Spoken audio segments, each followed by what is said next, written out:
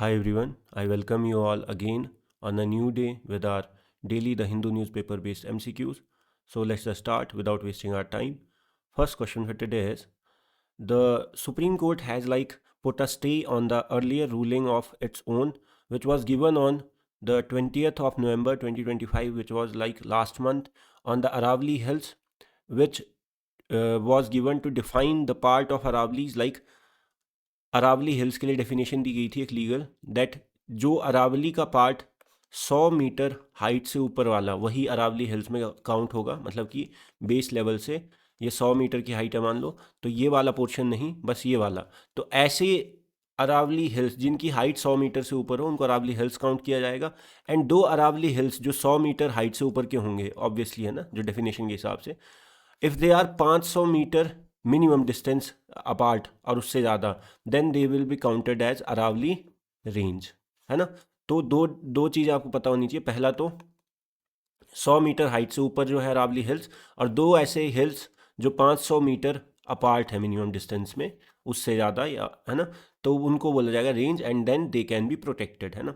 सो ये आपको पता होना चाहिए, है ना। So supreme court has stayed this ruling, ये जो डेफिनेशन थी, this ruling has been stayed by the supreme court because of the wide spread social and public dissent over social media platforms, है ना। एंड सो आपको पता होना चाहिए, तो the supreme court has stayed its earlier ruling because the ruling said that Aravalli only as the hills above 100 metres in height, है ना, ये आपको पता है। And two Aravalli hills of 100 metres height would be consider part of the same range if they are apart, है ना। ये थोड़ा क्वेश्चन खराब हो गया होगा, बट आपको पता होना चाहिए 500 मीटर की मिनिमम डिस्टेंस होनी चाहिए, तभी उसको रेंज काउंट किया जाएगा ना, दो अरावली हिल्स के बीच में, फिर उसको प्रोटेक्ट करा जाएगा। And third question, Aravalli green wall initiative. आपने ग्रीन वॉल प्रोजेक्ट पढ़े होंगे अफ्रीका से लेके, है ना, जोग्राफी और एनवायरनमेंट में। Same Aravalli green wall initiative, ये जो थार डेजर्ट है राजस्थान का, डेजर्टिफिकेशन आपको पता है, डेजर्ट की रेत जब इधर उधर मूव करती है तो वहाँ भी वो डेजर्ट बना देती है। सो उस डेजर्टिफिकेशन को रोकने के लिए, थार डेजर्ट जो राजस्थान में, उसको रोकने के लिए उसके सराउंडिंग में बाउंड्री पे फॉरेस्टेशन की जाए, पेड़ लगाए जाएं, ठीक है, उसको बोलते हैं ग्रीन वॉल। तो अरावली ग्रीन वॉल क्या है कि अरावली में जो है आपका, अरावली के अक्रॉस आप सारा फॉरेस्टेशन कर दो, बिकॉज अरावली जो है नेचुरल बैरियर है टू द थार डेजर्ट, जो कि फिर यहाँ पे इसका डेजर्टिफिकेशन का स्प्रेड जो है उसको रोक सकता है ना। तो आपको पता होना चाहिए, primarily aims to stop desertification and spread of the Thar desert, है ना। Next is competition commission of India, ये आपको पता ही होगा। इसका काम है मार्केट में, इसका काम है मार्केट में कंपटीशन अश्योर करना, fair competition between the companies in the market, so that the monopoly या monopolistic practices can be checked, किसी एक की मोनोपोली ना हो।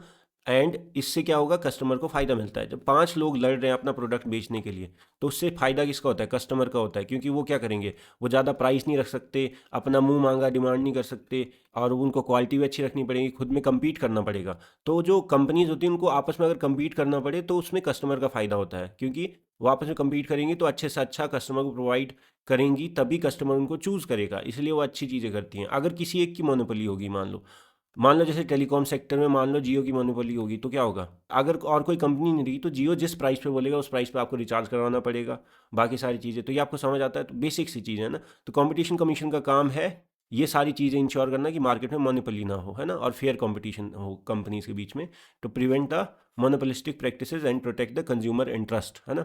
नेक्स्ट, डीएसी मैं आपको पहले बता चुका हूँ इसी वीडियो सीरीज में, द हिंदू एनालिसिस में। DAC is defence acquisition council, it is the apex decision making body in the matters related to defence procurement, purchase, है ना, जो भी वेपन्स परचेज करना हो, कैपिटल एक्विजिशन करना हो, या आपका डिफेंस रिलेटेड कोई भी चीज़ खरीदनी हो, तो वो आपका क्या हो कि ब्यूरोक्रेसी, या मैं बात करूं कि वो फाइल ना घूमती रहे मिनिस्ट्री के अक्रॉस, कि उसमें टाइम लग जाए। अब देखो, वॉर होता है या कुछ भी होता है तो उसके लिए आपको स्टेप्स एकदम से लेने पड़ते हैं, तो उसके लिए एक जो ये प्रोसेस है इसको फास्ट बनाया जाए, कि आपको आज डिमांड है, मान लो कोई वेपन चाहिए, तो आप ऐसा ना हो कि आज फाइल निकालें फिर 2 साल बाद वो पास हो आए, वो मतलब जो भी हो उसका आपका शिपमेंट हो, है ना, ऐसा ना हो। इसलिए क्या है, डीएसी है जिसका काम होता है कि जो भी नीड हो उसको डायरेक्ट अप्रूव करना, है ना, उसको असेस करके।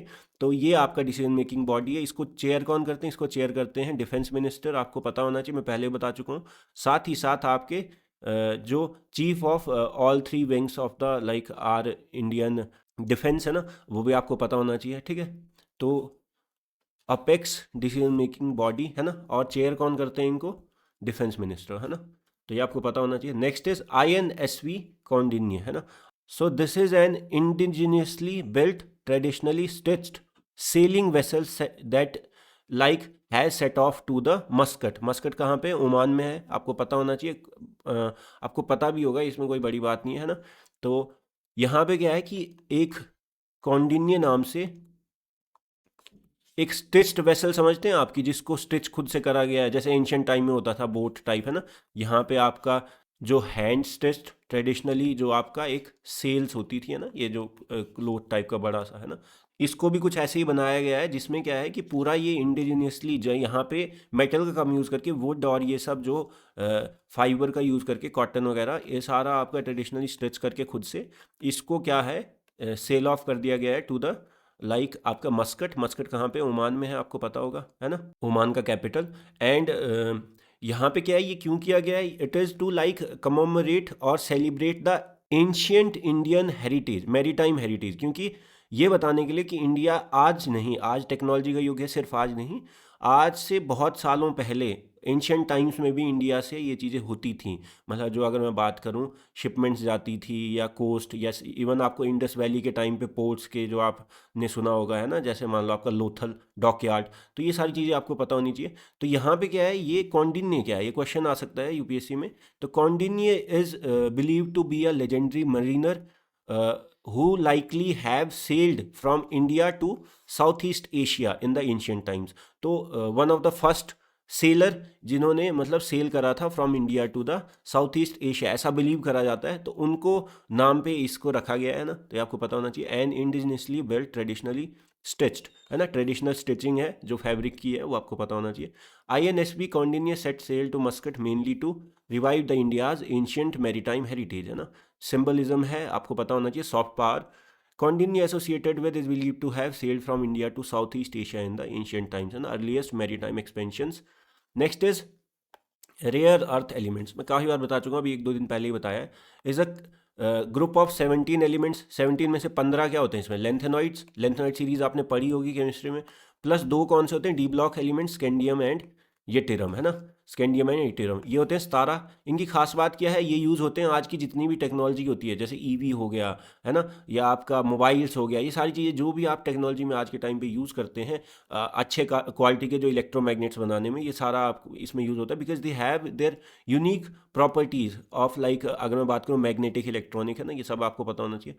तो इट कंसिस्ट्स ऑफ 17 एलिमेंट्स। अब मैंने आपको ये बताया था पिछली कुछ क्लासेस में कि रेयर अर्थ एलिमेंट्स 2 टाइप के होते हैं, एक हैवी होते हैं, एक लाइट रेयर अर्थ एलिमेंट्स होते हैं। आपने कमेंट सेक्शन में बताना इन दोनों में से कौन से ज़्यादा क्रिटिकल हैं, मैंने आपको बताया हुआ है ना, तो आपको पता होना चाहिए कि कौन से ज़्यादा क्रिटिकल हैं या जो अबंडेंस में नहीं होते हैं ना। क्रिटिकल या रेयर अर्थ क्यों बोला जाता है, बिकॉज आपका ये जो है ये अबंडेंस में तो होते हैं, लेकिन इनका एक्सट्रैक्शन जो है वो एफिशिएंट नहीं होता है, मतलब कि आपको बहुत ज़्यादा एक्सट्रैक्ट करना पड़ेगा, और फिर उसमें से जब आप मेटलर्जी लगा के इसको निकालोगे तो ये बहुत कम अमाउंट में आता है। तो next question, rare earth elements are, तो ये तो आपको मैंने अभी बताया, unique magnetic optical and electronic properties है ना, जिसका यूज़ होता है फिर आज के टाइम पे जो भी क्लीन एनर्जी टेक्नोलॉजी में बात करूँ, ईवी बात करूँ है ना।